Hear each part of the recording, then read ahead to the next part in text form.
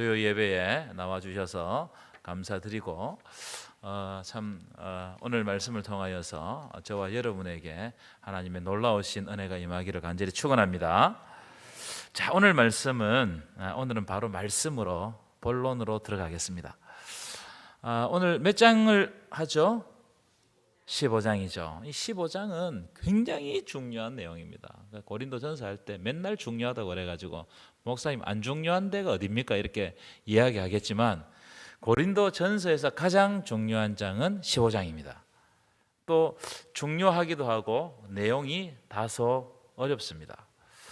제가 15장을 한 몇 주간 이제 할 텐데 쉽게 설명할 수 있을지 장담을 못 하겠어요.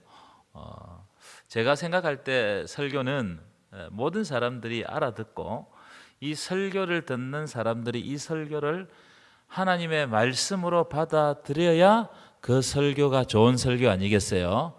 여러분 또 동의하십니까? 그런데 때때로 어떤 장은 내용이 어려울 때가 있어요. 내용이 쉬우면 좀 설교하기가 쉽겠죠. 근데 내용이 어려우면 이게 설교하기도 약간 어려워요.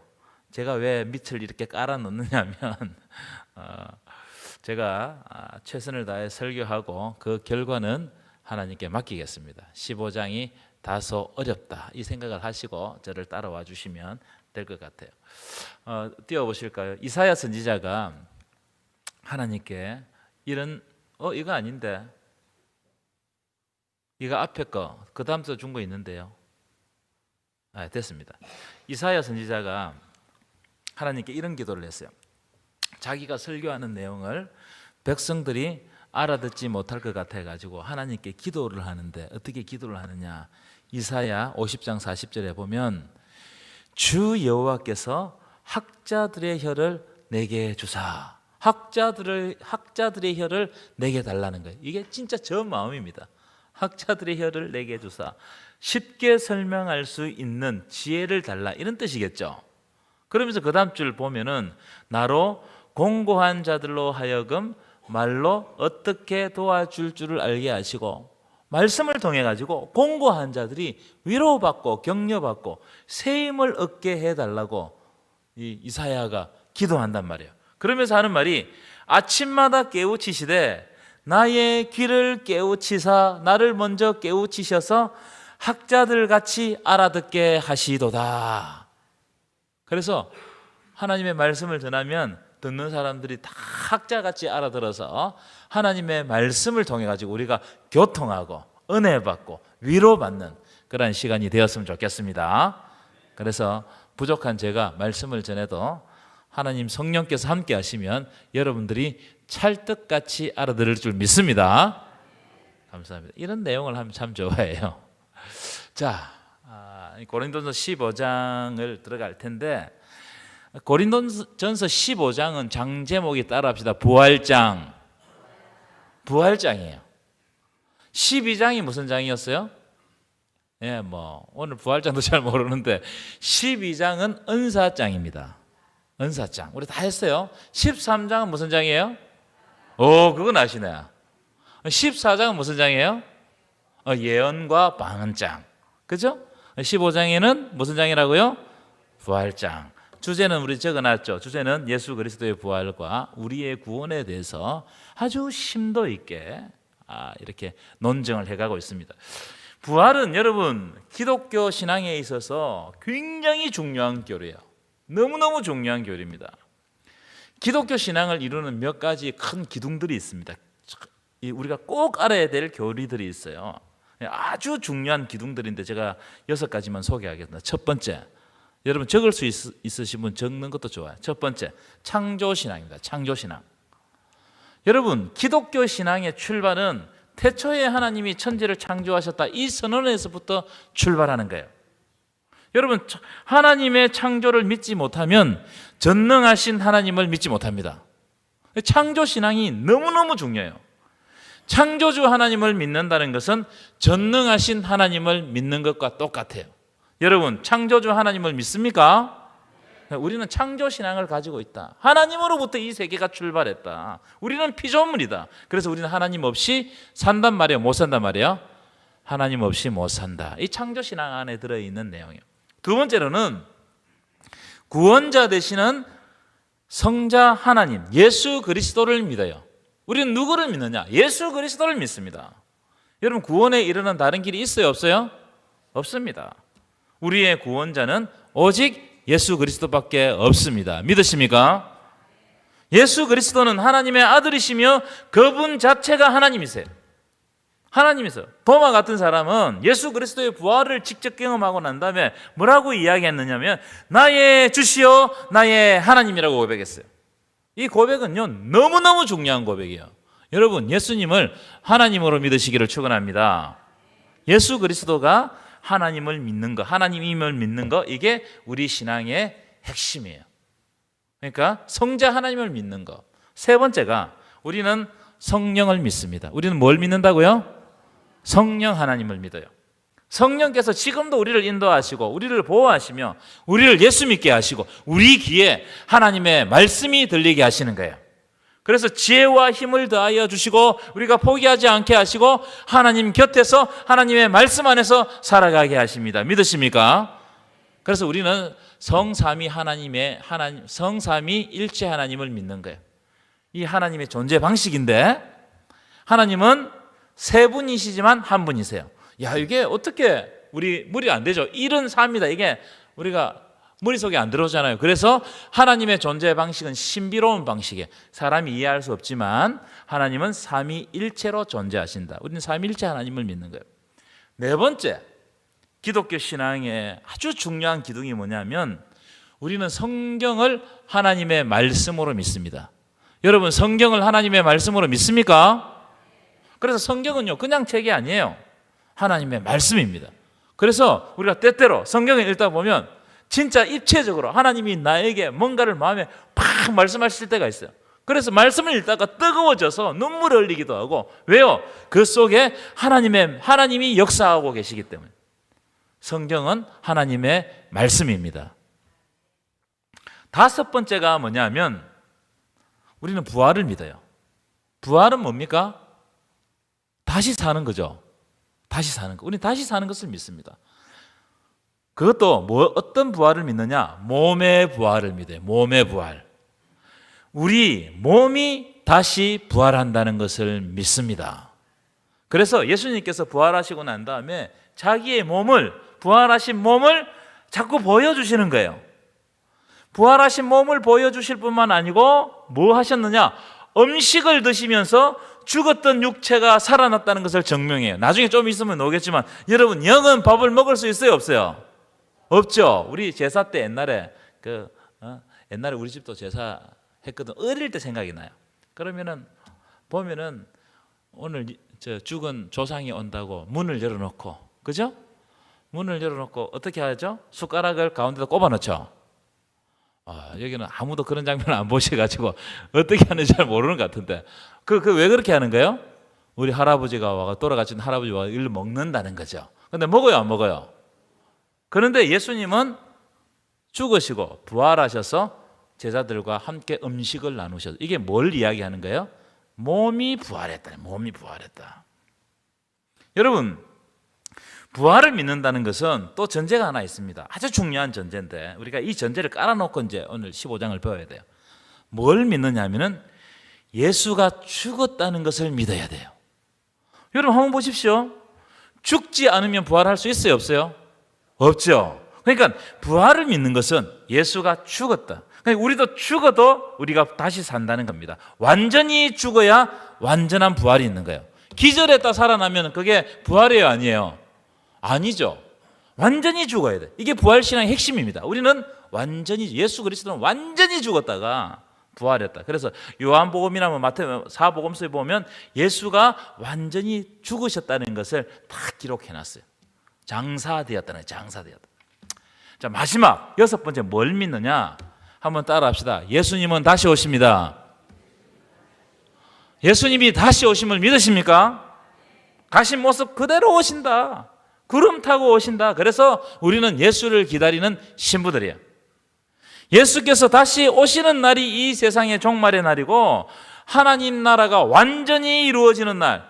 지금 하나님 나라가, 지금도 하나님 나라죠. 하나님 나라는 불완전해요. 죄가 있고 사탄이 또 이렇게 간섭하고 하기 때문에 불완전합니다. 근데 그 날이 되면 완전한 하나님의 통치, 그때 그 날이 되면 우리가 다 부활해가지고 어린 양의 혼인잔치로 들어가는 거예요. 이것이 기독교 신앙을 이루는 가장 큰 기둥들입니다. 큰 기둥. 그 중에서 오늘은 15장은, 고린도전 15장은 부활이에요. 부활이 너무너무 중요하다. 자, 그럼 사도 바울은 고린도 교회에 편지를 쓰면서 부활에 관해서 왜 이렇게 길게 썼을까요? 여러분, 고린도전서 15장이 몇 절까지 있죠? 한번 보세요. 몇 절까지 있는지. 신약에서 이보다 많게 있는 구절은 거의 없습니다. 몇 절까지 있어요? 58절까지 있어요. 굉장히 길죠. 한 장을 너무너무 길게 기록했어요. 왜 이렇게 부활에 대해서 아주 길게 기록했을까? 왜 그랬을까요? 에? 그렇죠. 부활을 믿지 못하는 사람이 생긴 거예요.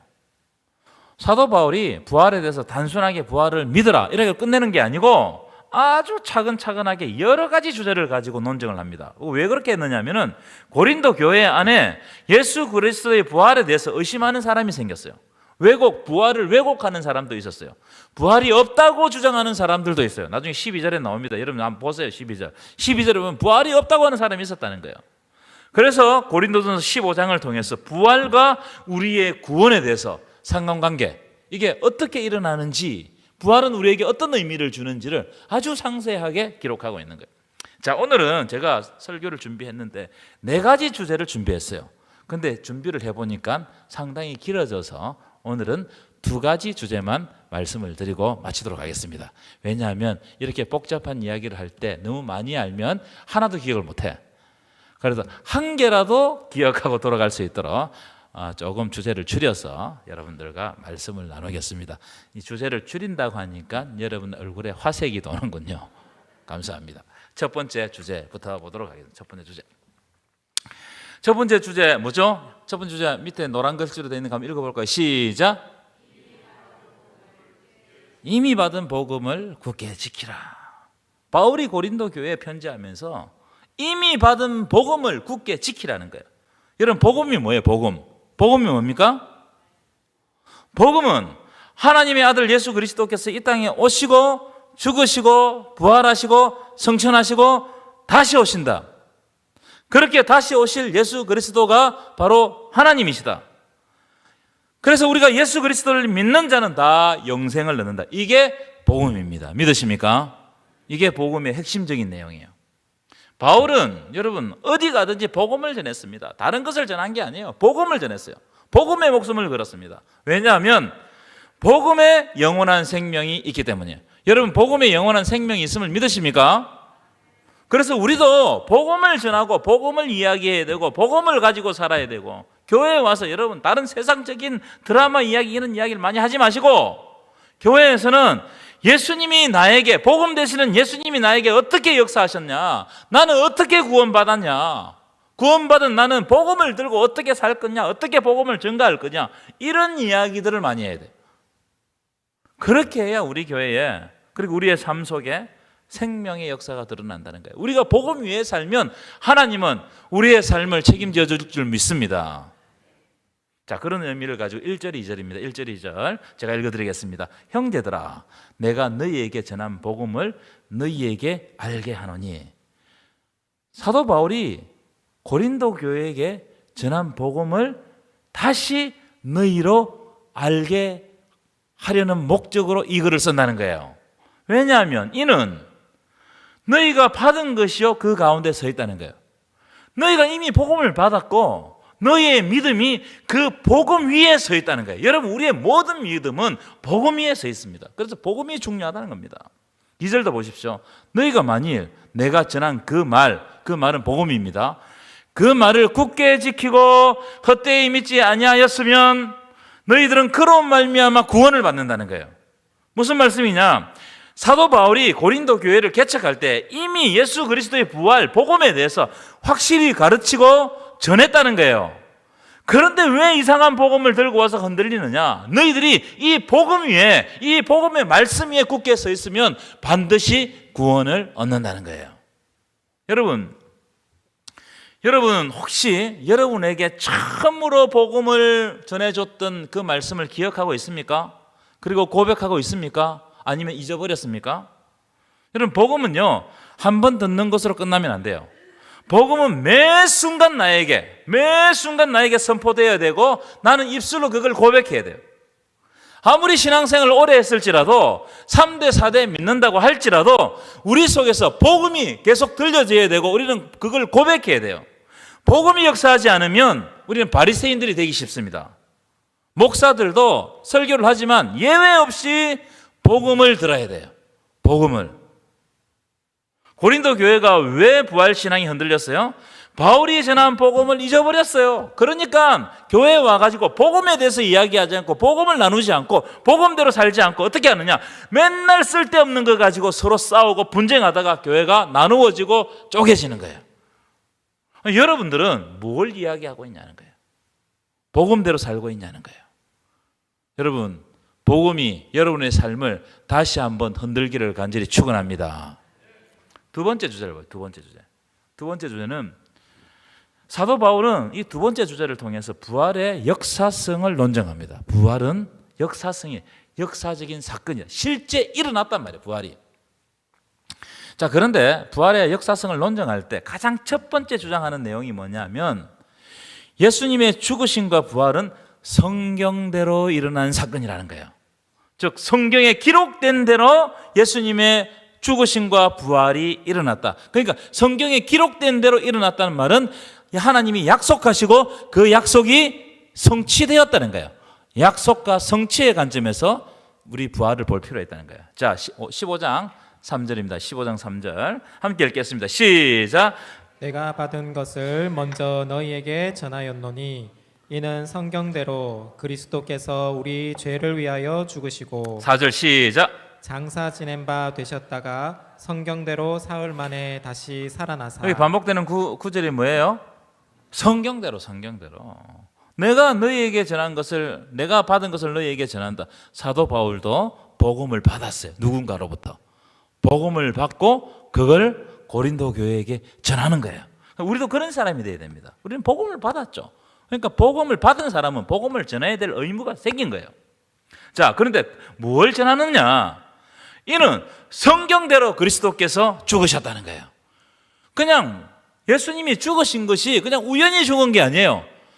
성경의 약속대로 죽으셨어요. 부활하신 것도 그냥 우연히 부활한 게 아니에요. 예수가 살고 싶어서 산 게 아닙니다. 성경의 약속대로 부활했다는 거예요. 예수가 죽고 부활한 것은 하나님의 섭리와 계획과 약속 안에서 일어난 놀라운 일입니다. 그것을 성경이 증명한다는 거예요. 그래서 첫 번째 부활의 역사성은 뭐냐면은 성경이 부활을 증언하고 있다는 성경이. 왜냐하면 예수께서 성경의 약속대로 오셨고 성경의 약속대로 죽으셨고 성경의 약속대로 살아나셨다는 겁니다. 이것이 부활의 첫 번째 역사성입니다. 자, 그러면 부활의 두 번째 역사성이 뭐냐?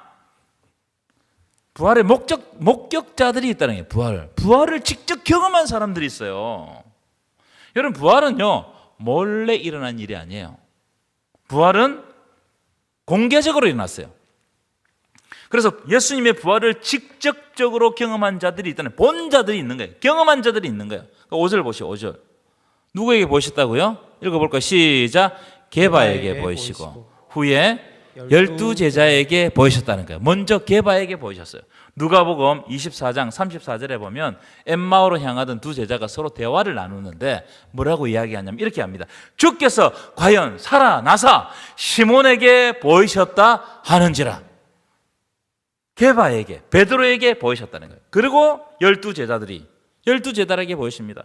12제자들이 예수님이 죽었다는 소식을 듣고 얼마나 두려움에 잠겼는지 몰라. 그래서 문을 꼭꼭 잠그고 있었는데 그때 무리 가운데로 나타나셔서 그들 가운데 나타나셔서 뭐라고 이야기하십니까? 너희에게 평강이 있을지어다. 제자들에게 보이셨어요. 요한복음 21장을 여러분 보시면 부활하신 예수님이 베드로를 비롯해 가지고 여러 제자들이 갈릴리 바다에서 고기를 잡고 있을 때도 나타나신 장면 여러분 기억하시죠? 그때도 나타나셨어요. 그때 예수님의 말씀대로 그물을 던졌을 때 고기를 몇 마리 잡았나요? 예? 153마리. 감사합니다. 153마리 잡았어요. 그러면서 함께 식사를 나누면서 사명을 주시는 거예요. 베드로에게 내 양을 치라, 내 양을 먹이라, 내 양을 치라. 이때 음식을 드십니다. 음식을 드셨다는 건 예수님이 영이 아니고, 영은 먹을 수 없죠. 육신을 가진 몸으로 나타나셨다. 이것은 예수님의 몸이 부활했다. 이걸 보여주는 겁니다. 자, 그 다음 보죠. 6절 보세요. 6절. 그 후에 500여 형제들에게, 그 다음 중요합니다. 제가 줄을 안 끊었는데, 일시에 보이셔. 일시에. 그런데 그 일시에 보이셨는데, 사도 바울이 살아있을 때, 고린도전서를 쓸 때 지금까지 대다수는 살아있어요. 500여 성도들이 일시에 예수님의 부활한 예수님을 만났는데 대부분 살아있고 몇 사람은 죽었어요. 여러분, 500여 성도들에게 보이셨다는 말은 예수님이 부활하셔서 나타나신 것이 환상이 아니고 실제 일어난 일이라는 거예요. 역사적인 사건이라는 거예요.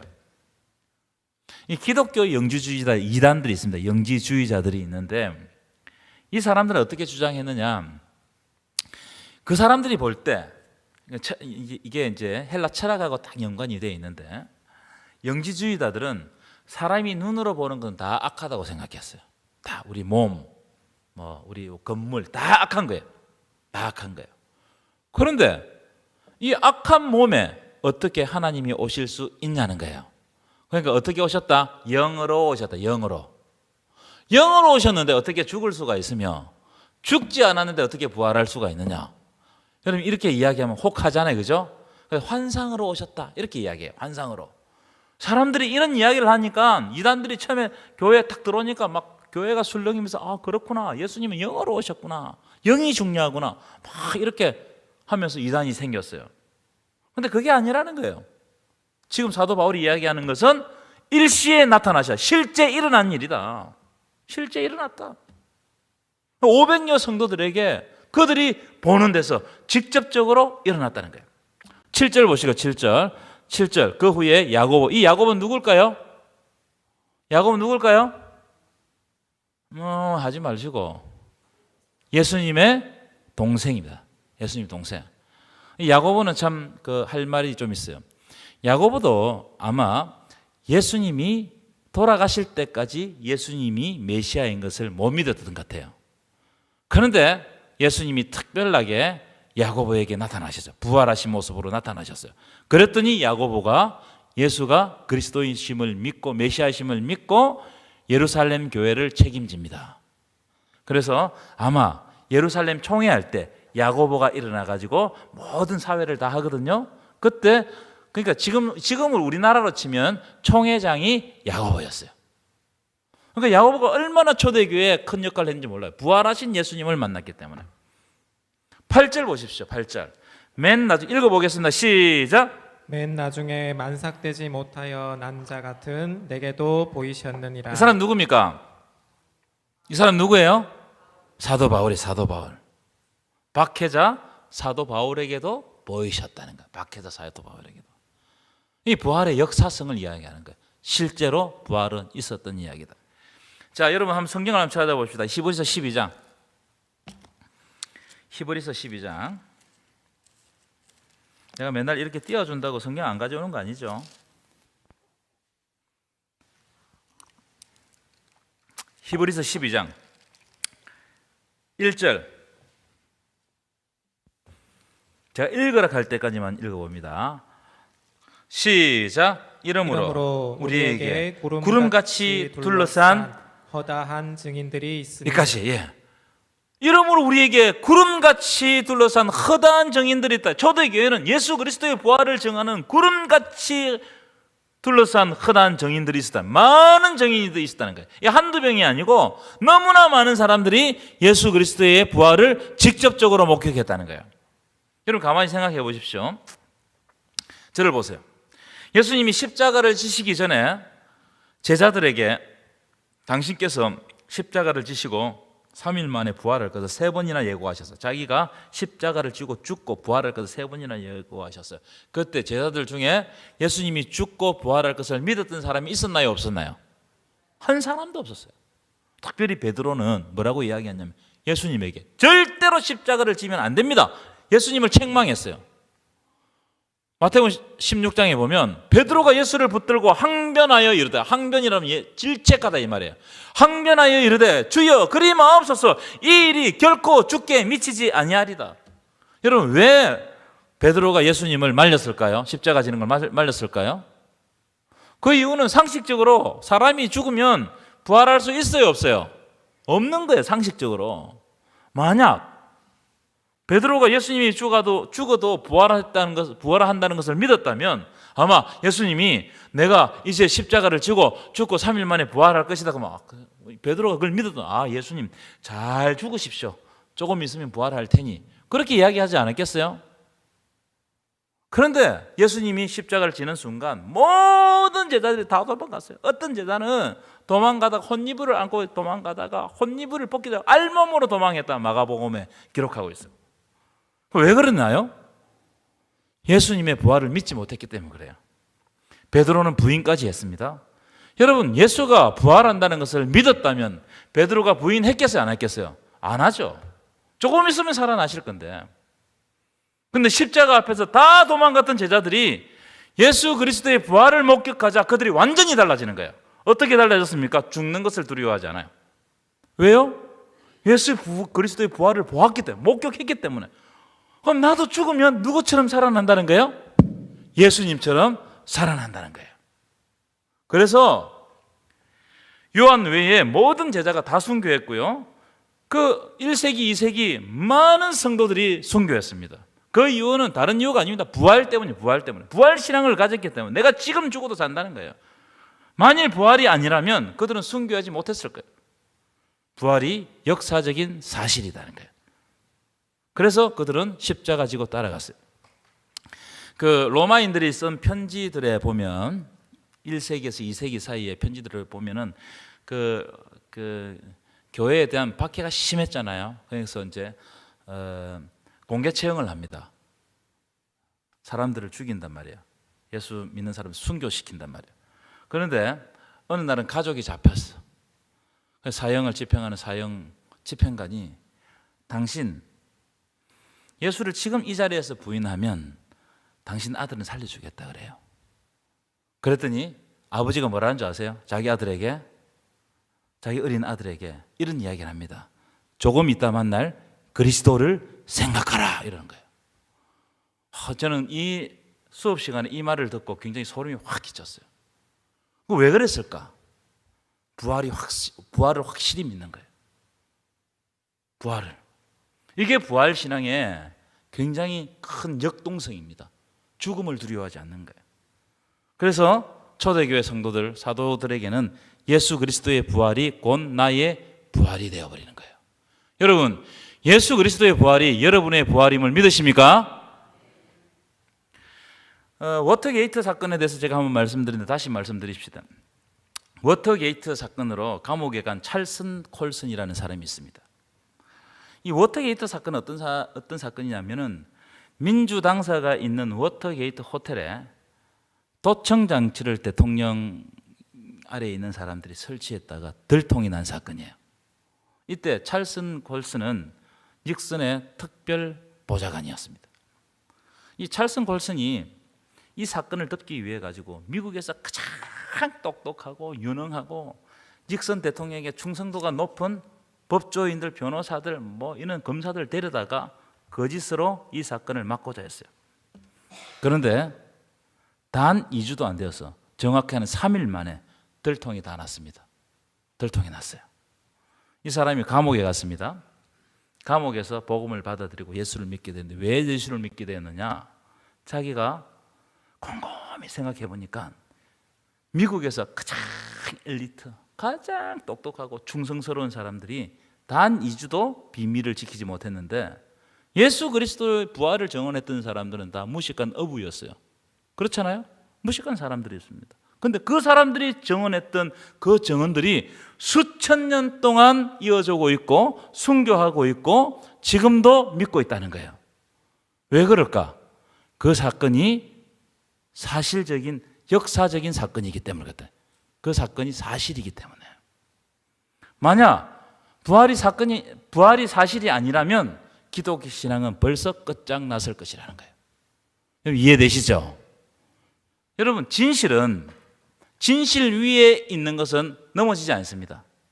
그런데 거짓 위에 있는 것은 다 무너져요. 어느 순간이 다 되면 다 무너져요. 그럴듯해 보여도 다 무너지는 거예요. 그러나 진실 위에 서 있는 것은 너무나 하찮아 보여도 그건 무너지지 않습니다. 끝까지 가는 거예요. 그게 왜? 진리 위에 서 있기 때문에. 그것을 단편적으로 보여주는 예가 바로 사도 바울입니다. 사도 바울.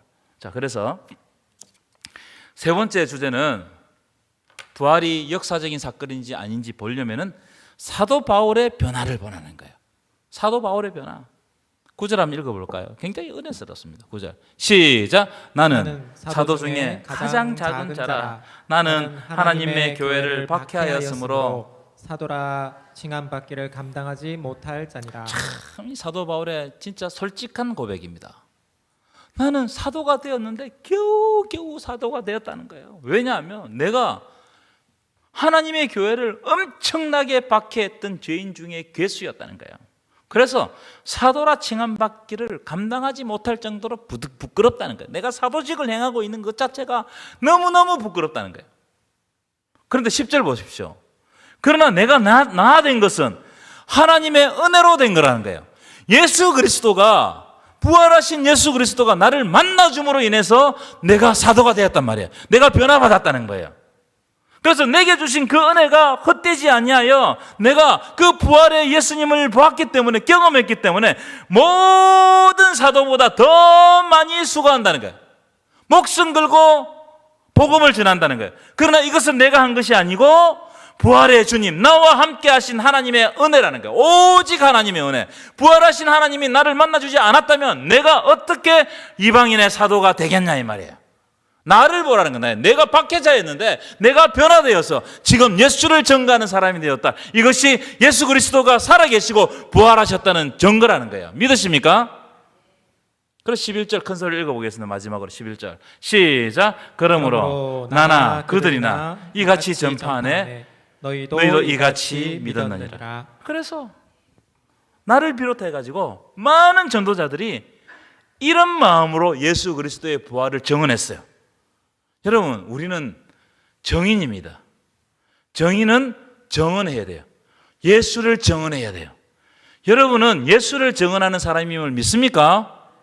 이게 우리의 사명이에요. 그래서 나나 그들이나 나와 같은 똑같은 마음으로 내가 된 것은 하나님의 은혜로 된 것이라는 이 마음을 품고 예수 그리스도의 부활을 증언했다는 거예요. 너희도 이와 같이 믿었지 않느냐. 여러분, 예수 그리스도의 부활이 곧 나의 부활 되심을 믿으시기를 축원합니다. 우리의 믿음은 여기 위에 서 있어요. 우리 다다음 주부터 명절 지나서 하겠지만 이게 무너지면 다 무너져요. 예수 그리스도의 부활을 믿지 않고 만약 예수 그리스도의 부활이 없었다면 우리의 믿음은 헛거예요. 아무 소용이 없어요. 왜냐하면 아무리 믿으면 뭐예요? 다시 살지 못하는데. 그러면 다른 종교가 똑같아요. 예수 그리스도의 부활은 진실이고 사실이고 역사성이 있고 예수 그리스도의 부활은 곧 나의 부활임을 믿으시기를 축원합니다.